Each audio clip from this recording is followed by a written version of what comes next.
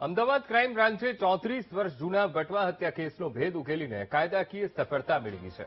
વર્ષ 1992માં ફરજાના ઉર્ફે શબનમ નામની યુવતીની પ્રેમ પ્રકરણમાં હત્યા અને પ્રેમી શમસુદ્દીને એ હત્યા કરી હતી. ગુનાને છુપાવવા માટે શમસુદ્દીન અને તેના સાગરીતોએ શબનમનો મૃતદેહ દાટી દીધો હતો.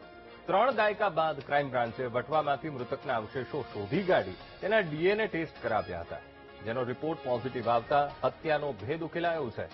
ક્રાઇમ બ્રાન્ચે મુખ્ય આરોપી શમસુદ્દીન અને તેના ભાઈ ઇકબાલ ખેડાવાલાની ધરપકડ કરી.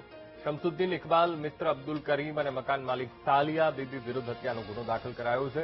હવે તપાસ દરમિયાન જાણવા મળ્યું છે કે 4 આરોપીઓ પૈકી 2 આરોપીઓ અબ્દુલ કરીમ અને સાલિયા બીબીનું અગાઉ મૃત્યુ થઈ ચૂક્યું છે.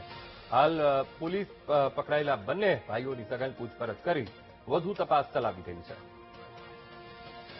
થોડા સમય અગાઉ ક્રાઇમ બ્રાન્ચને જે માહિતી મળી હતી કે કુતુબનગર ખાતેના 768 નંબરના સર્વે નંબરના બ્લોક નંબર 10ના મકાનમાં જે ધોળકાના રહેવાસી ફરજાના હતા તેમને મારીને એ મકાનની અંદર લાશને દાટેલો.